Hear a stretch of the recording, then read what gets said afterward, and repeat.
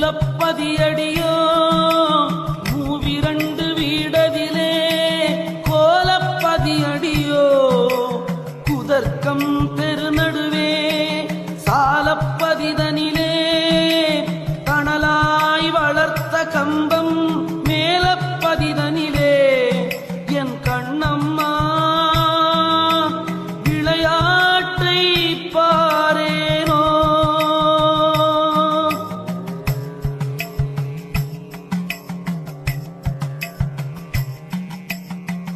என் San உடம்படியோ ஏழிரண்டு வாயிலடி பஞ்சாயக்காரரைவர்